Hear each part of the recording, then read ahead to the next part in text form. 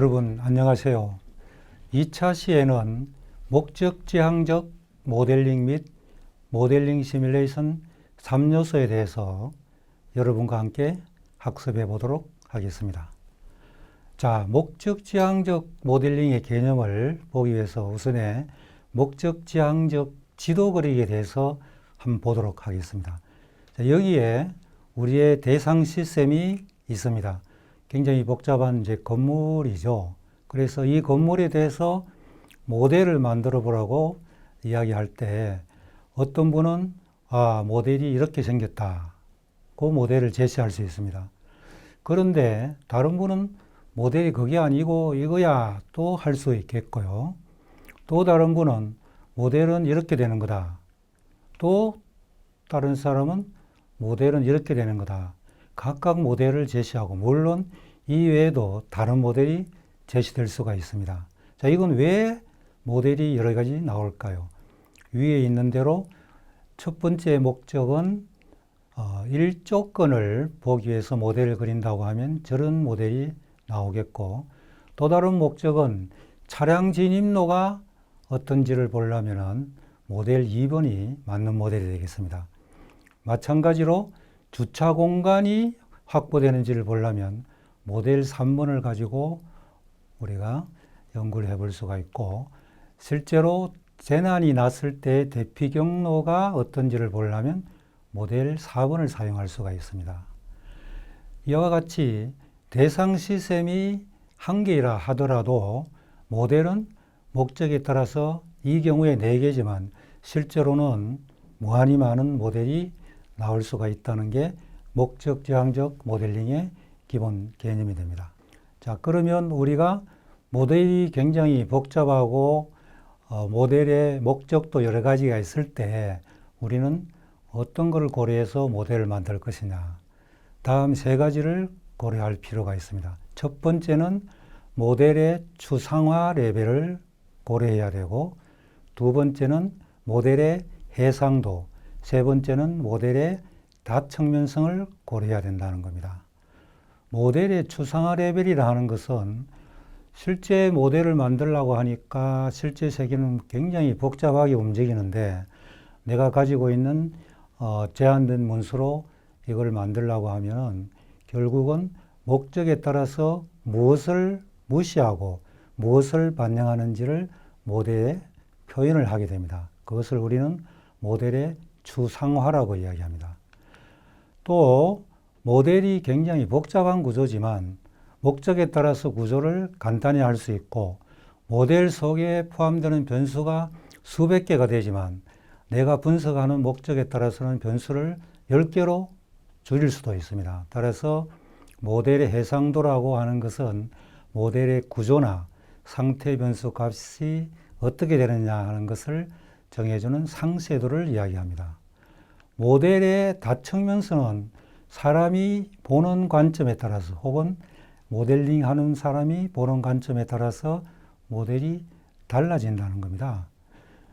여러분이 실제로 그 만년필을 하나 놓고 여러분 동료나 학생에게 이걸 모델링을 해보라 그러면 만년필 보는 각도에 따라서 모델은 수만 가지가 될 수가 있다는 겁니다. 이러한 사항이 실제 시스템 모델링 이론에서도 나타나게 됩니다.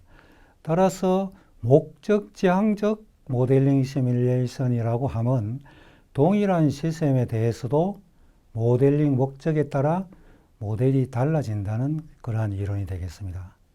그래서 모델이 복잡할 때 모델링을 그냥 할 수 있다고 생각하면 뭔가 잘못됐는데, 복잡한 걸 할 수 있는 단초가 되는 것이 이 3가지의 고려사항이라고 이해를 하면 되겠습니다.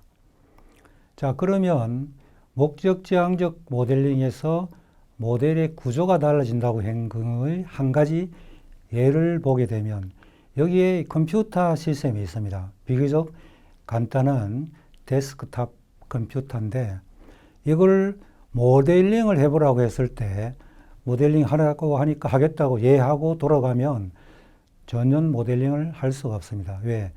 뭘 모델링 할지에 대한 목적이 설정 안 된 상태에서는 할 수가 없다는 겁니다. 예를 들면 모델링 목적이 계산 능력을 나타내는 거가 될 수도 있고요. 또 다른 목적은 경고성도 될 수가 있고요. 또 다른 목적은 온도 특성도 될 수가 있고 또 다른 목적은 고장률도 될 수 있습니다. 이 네 가지 목적 외에도 여러 가지 목적이 있겠죠. 우선에 이 네 가지 목적만 보더라도 첫 번째의 계산 능력을 측정하기 위해서는 모델 자체가 계산 속도를 측정하는 모델을 만들고 거기에다가 프로그램을 입력하면 실행 시간을 출력하는 그런 모델을 만들어야지 목적에 부합이 된다는 겁니다. 마찬가지로 경고성을 나타내는 모델을 만드는 것이 목적이라고 하면 경고성 모델을 만들어서 외부에서 충격을 줬을 때 이 충격이 견디느냐 혹은 고장이 나느냐 이런 것들을 모델에서 답을 할 수 있도록 만들어야 된다는 것입니다. 또 실제 이 컴퓨터 내에는 여러 가지 반도체 소자가 있고 열이 많이 나게 됩니다. 그러면 온도가 얼마 이상 되면 이게 컴퓨터가 고장이 나는지 또 온도가 얼마 이상 되면 자동적으로 온도를 식게 하는 안에 팬 같은 게 있죠. 그런 게 있는지 이런 것들을 시뮬레이션을 통해서 연구하기 위해서는 온도 특성 모델을 만들어서 실제 온도 변화에 따라서 방열이 되는 것을 실제 시뮬레이션을 해봐야 된다는 것입니다. 마지막으로 고장률을 보려고 하면 컴퓨터 내에 있는 부품 각각의 고장률에 대한 신뢰도 파라미터를 가지고 신뢰도 모델을 만들고 이것을 가지고 평균 수명을 예측을 하는 그런 모델이 필요하다는 것입니다.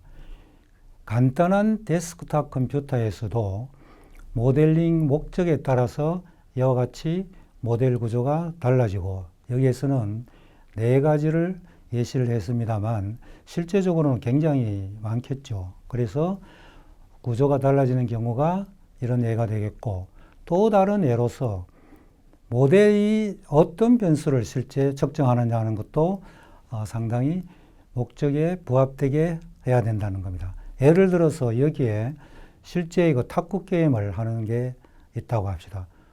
이 탁구 게임을 하게 되면 탁구공이 왔다 갔다 하는 동안에 혹은 선수들이 여러 가지의 탁구 치는 모션에 따라서 여러 가지의 데이터를 수집할 수 있는데 그 데이터를 프로그램 용어로 말하는 데이터를 실제 모델에서는 상태 변수라고 한다고 1차 시에서 말씀을 드렸습니다. 그래서 변수가 도대체 어떻게 되느냐.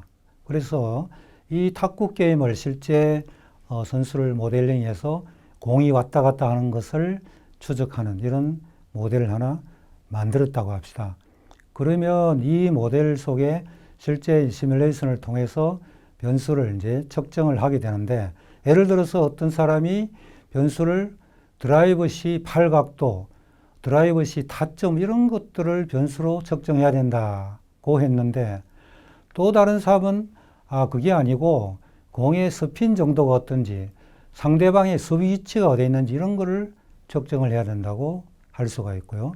또 다른 사람은 실제 그 탁구공의 러버의 회전 속도가 어떻게 되는지 이런 것들을 측정하고 싶고 또 다른 사람은 상대방이 어떤 서브를 하는지 이런 것들을 측정하는 데이터를 원하게 된다는 겁니다. 왜 이런 다른 데이터를 원하게 될까요? 앞에서 이야기한 대로 이것은 모두 목적이 다르기 때문에 다른 데이터를 실제로 모델에서 시뮬레이션을 통해서 수집을 해야 된다는 겁니다.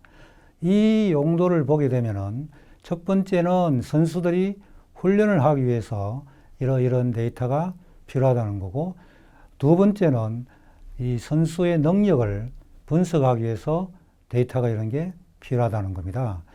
마찬가지로 이 탁구의 버터에 있는 러브를 설계하기 위해서 재질에 대한 연구를 할 사람은 세 번째의 목적을 가지고 수집된 데이터를 사용하고 네 번째는 지금 탁구하고 전혀 다른 모양의 새로운 공격 방법을 연구하고 싶다고 하면 네 번째의 목적에 맞는 데이터를 수집해야지 우리는 실제 모델을 통해서 분석하고 목적을 달성할 수가 있다는 겁니다. 만약 이런 것들을 합쳐서 목적 1과 2를 동시에 만족하는 그런 모델을 만들고 싶다면 목적 1과 목적 2에 제시한 데이터를 다 수집할 수 있는 모델을 만들어서 시뮬레이션 분석을 통해서 선수 훈련도 하고 선수의 능력도 분석할 수 있는 그런 모델을 만들 수가 있다. 이렇게 이해를 해야 되겠습니다. 자, 다시 한번 요약을 하면 목적이 달라지면 모델의 구조도 달라지고 똑같은 구조라고 하더라도 모델에서 나오는 측정할 수 있는 변수도 달라진다. 이것을 우리는 목적지향적 모델이라고 부른다. 굉장히 중요한 개념이 되겠고 모델을 추상화하는 과정에서 많이 사용하는 기법이 되겠습니다. 자, MNS의 목적은 여러 가지로 둘 수 있지만 지금과 같이 아주 크게 나누어서 기능을 분석하는 것하고 성능이나 효과도를 분석하는 크게 봐서는 대목적은 두 가지로 볼 수가 있겠습니다. 그래서 시스템의 동작 기능을 분석하는 목적이 있는 경우와 시스템의 성능, 효과도를 분석하는 목적이 있는 경우의 모델은 그림에서 보는 것과 같이 모델이 달라질 수가 있다는 겁니다. 물론 한 개의 모델을 가지고 동작 기능을 실제로 분석하고 성능과 효과도를 평가하는 모델도 만들 수가 있습니다만은 모델은 목적을 여러 가지를 동시에 수용해서 모델을 만들게 되면 모델 자체의 복잡도가 높아져서 실제 정확도가 떨어지고 정확도가 떨어지면 시뮬레이션 결과의 신뢰도가 떨어진다는 겁니다. 실제로 시스템 동작이나 기능을 분석하는 경우에는 동작 기능의 범위를 설정하고 무슨 말이냐 하면 실제 기능을 10가지만 검증하고 싶은데 10가지의 이외에 기능을 줘서 기능을 50가지를 모델을 만들면 모델도 복잡해지고 정확도도 떨어지고 목적에도 만족할 수 없는 그런 게 된다는 겁니다. 범위가 설정되면 설정된 범위를 반영하는 모델을 개발하고 개발된 모델을 실제 실험하고 검증함으로써 시스템의 동작과 기능을 검증할 수가 있다는 겁니다. 시스템의 성능이나 효과도를 분석할 때는 분석 지수를 먼저 정의해야 됩니다. 예를 들면 성능이 예를 들어서 이 시스템이 되게 빠르다, 늦다 이런 거를 분석하고 싶으면 단위 시간당 얼마나 많은 일을 하느냐 하는 인류를 정의하고 그 인류를 정의한 상태에서 수행되는 일의 개수와 시간을 측정하면 1시간 동안에 일을 100개 했다. 혹은 30분 동안에 일을 1000개 했다. 이런 식으로 성능을 측정할 수가 있습니다. 그래서 제일 먼저 할 일이 지수를 정의하는 거고요. 측정 지수가 정의되면 이 지수만 반영할 수 있는 모델을 개발하고 개발된 모델을 통해서 실험하고 결과를 분석하면 실제로 성능이나 효과도를 측정할 수 있는 모델을 만들 수가 있다는 겁니다. 자, 그러면 지금까지 모델에 대해서 여러 가지의 개념을 알아봤는데 실제 중요한 것은 모델링 시뮬레이션에서 3요소라는 개념입니다. 대상 시스템과 실제 만들어진 시뮬레이터와 시뮬레이터를 나타내는 문서인 모델 이 세 가지를 MNS의 3요소라고 부르고 모델은 대상 시스템을 관찰하고 연구해서 설계한 문서가 되겠고 실제로 이 문서를 구현하게 되면 시뮬레이터가 된다는 겁니다. 그래서 대상 시스템, 모델, 시뮬레이터 이 세 개는 항상 같이 움직이면서 모델링 시뮬레이션의 과정을 수행하게 된다는 겁니다. 자, 그러면 이 세 개의 시뮬레이션 과정에서 일어나는 대상 시스템, 그 다음에 모델, 시뮬레이터 이 세 개가 따로 떨어져 있는 것 같지만 밀접한 관계가 있는데 어떤 관계냐를 보기 위해서 다음 슬라이드를 보도록 하겠습니다. 우선에 앞에서 본 세 개의 요소가 있고 첫 번째로 중요한 것은 실제 시스템이 마지막으로 만들어진 시뮬레이터하고 일치하느냐 하는 것에 대한 검증입니다. 이것을 동적 실증이라고 우리가 부릅니다. 이 다이나믹 밸리데이션이라고 부르는 그는 마지막 단계가 되는데 실제 이 단계는 나누어져가 진행이 됩니다. 실제 시스템과 모델 설계 문서가 같은지를 검증하는 정적인 실증. 이 정적인 실증은 모델이 구현되기 전에 실제 문서에 의해서 전문가들이 할 수 있는 그런 것들입니다. 만약에 모델이 명세가 되면 이걸 가지고 실제로 시뮬레이션으로 구현을 하게 되는데 명세된 모델과 구현된 시뮬레이션 프로그램 혹은 시뮬레이터가 일치하느냐를 검증하는 것을 베리피케이션이라고 부르게 됩니다. 이 베리피케이션은 모델이 구현된 후에 일어나기 때문에 스태틱 베리데이션, 정적 실증과는 전혀 다른 실제의 구현물과의 검증이 되겠습니다. 정적인 실증에서는 실행을 할 수 없는 관계로 그림에서 보는 바와 같이 실제 시스템하고 모델의 출력이 같은지를 비교하는 게 굉장히 제한적이라는 것을 이해를 해야 되겠고요. 베리피케이션은 실제 프로그램을 프로그램 설계 문서하고 구현이 같은가를 보는 것을 의미하기 때문에 코드를 디버깅하는 것하고 동일한 프로세서가 되겠습니다. 실제 우리가 모델을 만들어서 정적 베리데이션을 하고 베리피케이션을 하고 이게 끝나면 동적 실증을 하는 이런 단계는 무수히 반복되면서 마지막까지 정확한 값이 나올 때까지 우리는 반복을 하게 된다는 겁니다. 그래서 실제 이 반복 프로세서가 수행이 완료되면 이제 시뮬레이션을 통해서 데이터를 수집하고 결과를 분석하게 됩니다.